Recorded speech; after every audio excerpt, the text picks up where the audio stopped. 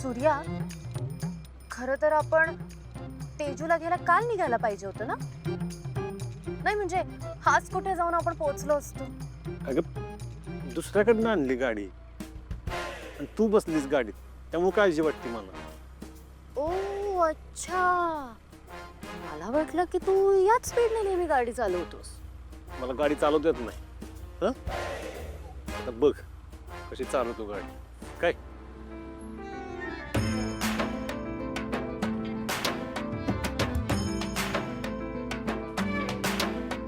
सूर्या, अरे काय करतोस तू? अरे किती फास्ट चालवतोस गाडी तू. सूर्या, सॉरी सूर्या, अरे मस्करी करत होते रे मी. थोडी स्लो कर, थोडी. ही स्लो चालव सूर्या. सॉरी सॉरी सॉरी, मी नाही परत बोलणार असं काय. सूर्या बघ, मला ना खूप भीती वाटते सूर्या.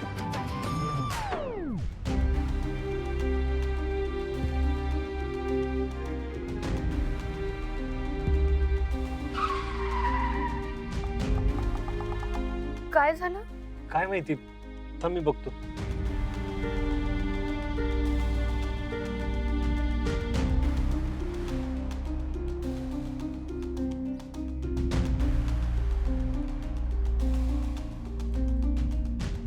काय झालं रे सूर्या? गरम झाली गाडी. मग आता?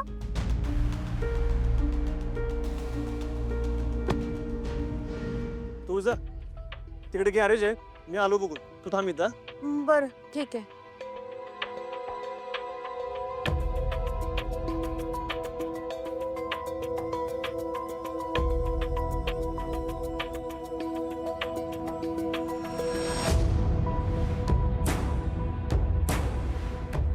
बघा जरा काय झालं. गरम झाली किंवा गाडी? हो. कुठल्या काळातली आहे गाडी? अहो नाही, मित्राची आणली ती. नाही, वेळ लागेल. अख्खा दिवस जाईल. नाही नाही, 10-20 मिनिट. बरं ठीक आहे, आम्ही चहा पिऊन येतो. चाल. तू जा.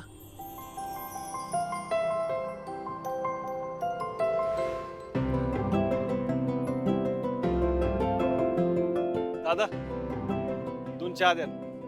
एकच द्या.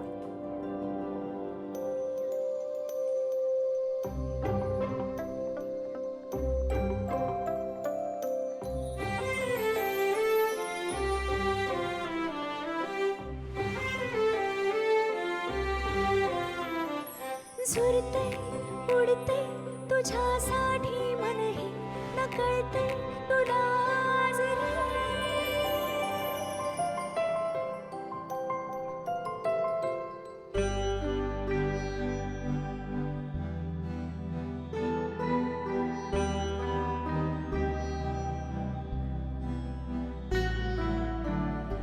दादाला जर या जखमा दिसल्या तर तो काय करेल याची कल्पना पण करवत नाही मला. काही झालं तरी या जखमा मला लपवल्या पाहिजे.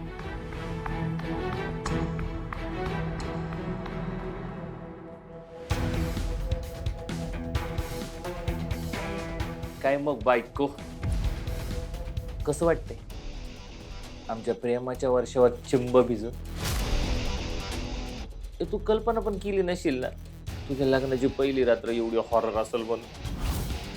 प्रेमाचा पाऊस नाही, पूर येईल पूर, आणि त्यात तू वाहून जाशील. आता आहे ना, तुला रोज या प्रेमाच्या वर्षावर भिजायचं. त्याचं काय आहे, आम्ही एवढ्या पुरी फिरवल्या ना, पण तुझी बातच निराळी आहे रे. कसं आहे, लग्नाची बायको ही लग्नाची बायकोच असते. तेव्हा पण मिठीत घ्या ना, आहे का नाही? त्या बाबतीत आहे ना, आम्ही स्वतःला नशीबवान समजतो बाबा.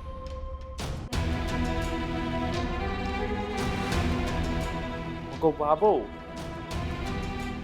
प्रेमाची निशाणी आली वाटते.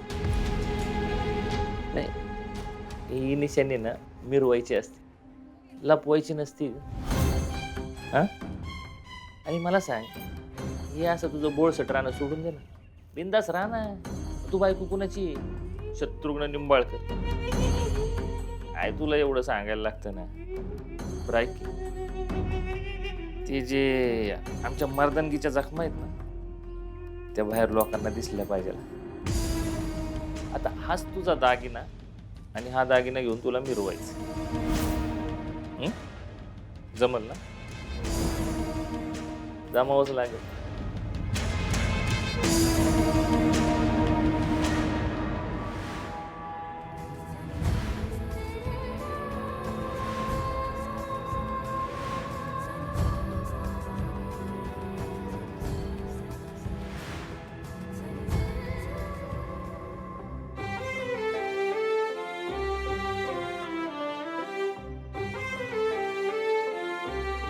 हो साहेब, थंड झाली की तुमची कार आणि तुमचा चहा पण.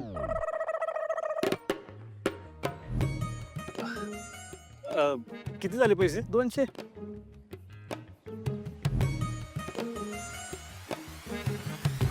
दादा चहाचे पैसे.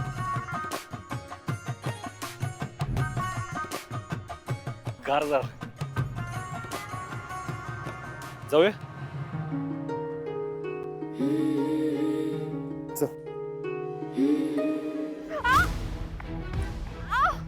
काय झालं? सूर्या पाय मुरगळला. आऊ. गाडीपर्यंत चालत चल. हाताला धर माझ्या. चल. नाही होते सूर्या, पाय उचलून चालता येत नाहीये. सूर्या या मनाच एकदा बाबरल है तुझ्या मग हळूहळू बोल तू जरा फिर महात एकदा बाबरल है तुझ्या मग हळूहळू.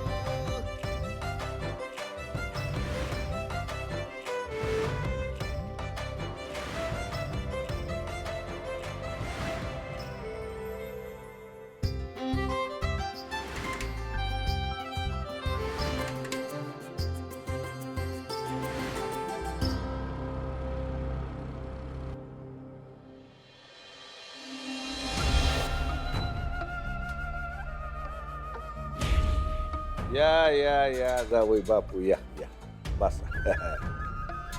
चहा नाश्त्याचं बघा जावई बापूंच्या. डॅडीला म्हणून असतं फक्त चहाचा. असं कसं काहीतरी घेऊन जा पटकन. आई तुम्ही दोघी इथेच थांबा, मी आणते. वा वा वा जावई बापू, आमच्या पुरीला फार बदलून टाकलं तुम्ही. दोन्ही आयांची किती काळजी करते बघा. हो डॅडी, अगदी बरोबर बोललात बघा तुम्ही. सूर्याने मला पूर्णपणे बदलून टाकलंय. घरातली माणसं, कुटुंब हे नक्की काय असतं, नाती किती महत्वाची असतात आणि त्यांचं आपल्या आयुष्यात किती महत्व असतं हे सूर्याने मला दाखवून दिलंय. त्यामुळे याआधी मला एवढं वाटलं पण नव्हतं तेवढं प्रेम मला माझ्या माहेरच्या माणसांबद्दल वाटू लागलंय आता. खरंच मी खूप नशीबवान आहे की सूर्यासारखा मला नवरा मिळालाय. तो इतर नाती इतकी मनापासून जपतो ना की आता तुम्हीच विचार करा, तो मला किती जीव लावत असेल ना.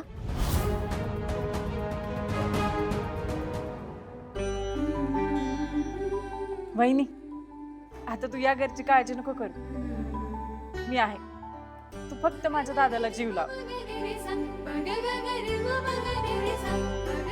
तेजू अंधेरी दिसते तू.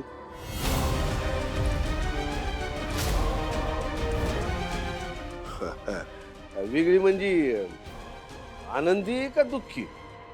अहो डॅडी, दुःख येणार तिच्या आजूपासून तरी फिरेल का हो? तुम्हाला म्हणायचं तर सुंदर दिसते ती. हे सौंदर्य जखमा लपवणार आहे दादा. जे जपलं जात नाही ओरबाडलं जातं, ते सौंदर्य काय कामाचं?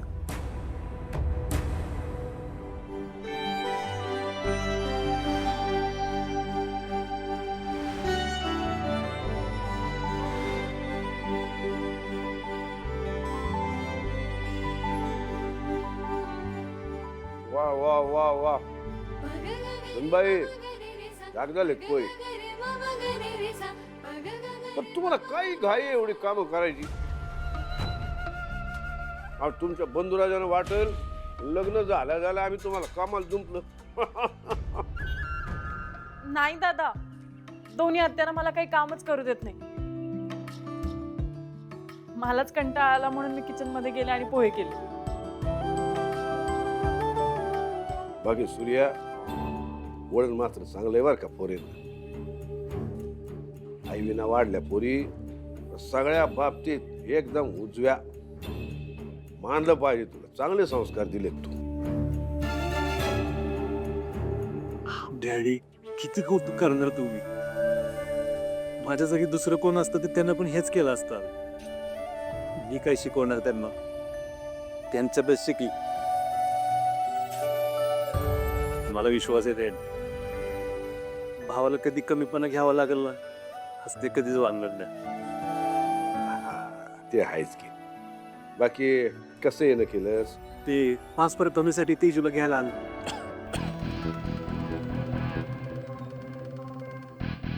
अहो काय दाजी तुम्ही पण नुसती ये जा जा.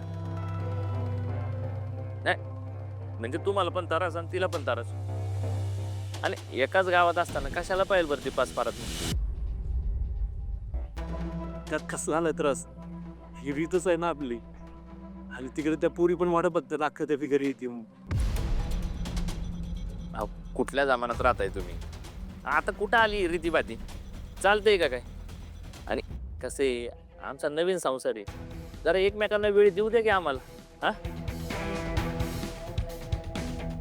इतके दिवस होती की आता तुमच्याच घरी होती ना ती.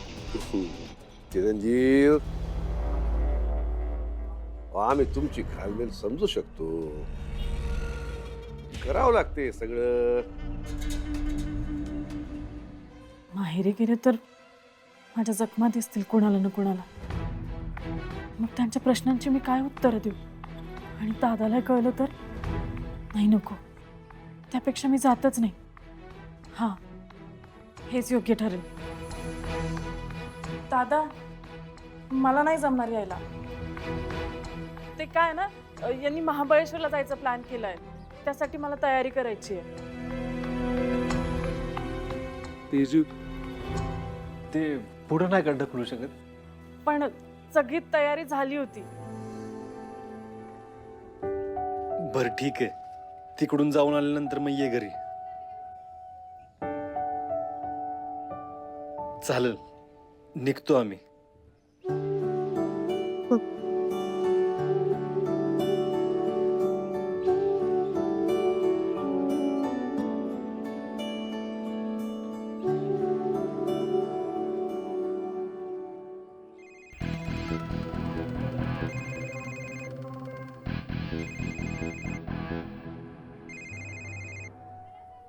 बघितलंस तेजू किती रमली संसारात.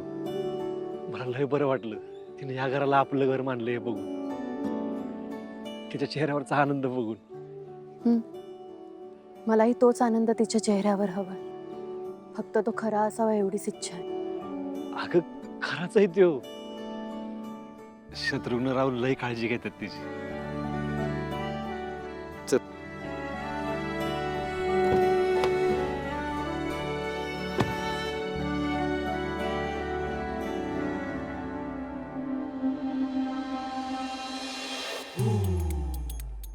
राजू भागो, आपण एक काम करू. अक्का आली का नाही का दाराआड लपू आणि तिला भॉ करू. हा धनु दीदी, आता आपण मोठे झालोय. हो का? जा तुझ्या स्कूलचा होमवर्क कर की. तू कर ना तुझा. गप्पा बस, गप्पा बस, तू गप्पा. बरं राजू, तू आज अक्काच्या आवडीचं जेवायला केलं असशील ना? हो मग, अक्काच्या आवडीच्या आळूच्या वड्या पण केल्यात. आणि ती पवराची गाय येली ना तर तिथं चिकाचा खरवस पण केलाय. काय खरवस केलंयस? अगं मग आधी नाही का सांगायचं? चला आज जाऊ, एक एक प्लेट खरवस आणू आणि मग बाहेर येऊन वाट बघत बसू. हा चला. काय मिळणार नाही आता तुला? अगं ती तिला जीव घालूयात, मग आपण खाऊया. अगं पण थोडंसं खाण्यासाठी केलंय ना. अगं पण काय आलं मग? थोडा वेळ थांब. भूक लाग. अक्का आली वाटतं.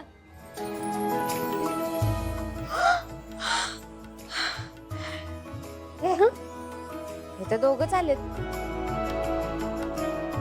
मी सांगते ना, दादा आणि वहिनीच्या माग ना अक्का लपली असणार. दादाचा प्लॅन असणार आपल्याला फसवण्याचा. पैज लावून देतो. अक्का, अक्का, आम्हाला माहितीये तू माग लपलीस. कळलं का? बाहेर आहे बाहेर, नाही तर तुझ्या आवडीचे सगळे आडवडा खाऊन टाकन. काय ग तुम्ही घरी कशा? ते आम्हाला पण अक्काला भेटायचं होतं ना, म्हणून आम्ही दोघांनी जरा दांडी मारली. दादा, मीच त्यांना म्हणलं की आज तुम्ही घरीच थांबा, तेजू अक्काच्या आवडीचे पदार्थ करू. अरे पण दादा, अक्का कुठे आहे? का कुठे? तेजू नाही आली.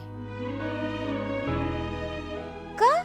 ते ऍक्च्युली शत्रू आणि तेजूला फिरायला जायचं होतं महाबळेश्वरला, म्हणून नाही आली. दाजी पण ना नंतर जायचं ना फिरायला, ते ना आम्हाला अक्काला भेटायलाच देत नाहीत बघ. अगं तसं काय नाही, तिकडून जाऊन आल्यानंतर येणार आहे ती घरी. हो. तुम्ही जा, काम करा तुमचं. जा.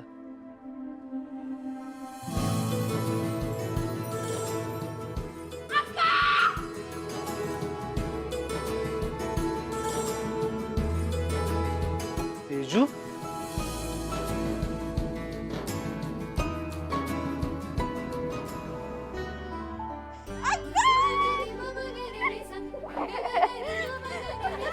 आम्हाला माहिती होतं तू नाटक करतेस, पण एवढं कुठे लपली होतीस? दिसली कशी नाही? तेजू, तू तर येणार नव्हतीस ना, म्हणजे तुम्ही दोघं फिरायला जाणार होता, अशी अचानक इथे? आवर पटपट चल. बघत काय बसली? सांगितलेलं कळत नाही का तुला? आवर चल लवकर. पण मला नाही जायचंय घरी. ए, तुला विचारलं नाही बरं का, सांगतोय मी. चल. मगाशी तर तुम्ही नाही म्हणाला होता ना, मग अचानक? आवाज नाही चढवायचा, जास्त बोलायचं नाही, असाच आहे मी, कळलं? त्यामुळं आता इथून पुढं सवय लावून घ्यायची. संसार करायचा ना माझ्याबरोबर. मला प्रश्न विचारलेले आवडत नाही. काय आज जायचं, इथं राहायचं, उद्या घ्यायला येतो मी. चल आवर, आता गप जाऊ. सांगितलेलं कळत नाही का? आवर ना.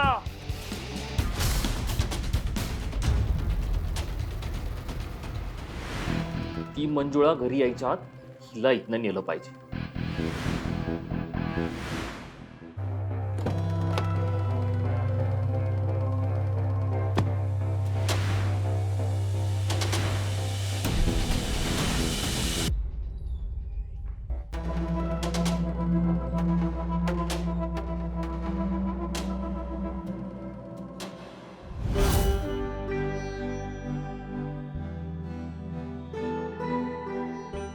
अक्का, आम्हाला माहित होतं तू येणार आहेस. दादा बहिणी आम्हाला फसवत होते की तू आली नाहीस म्हणून, पण तुझ्या बहिणी तर वाट बघत असताना तू येणार नाहीस असं होणार आहे का? अक्का, तुझं ना सगळं फेवरेट जेवायला बनवलंय, चल की आपण जेवण घेऊ. दीदी, तुला अक्काला खायला घालायचं की तुझ्या पोटातल्या कावळ्यांना? सूर्य, मला कळत नाहीये.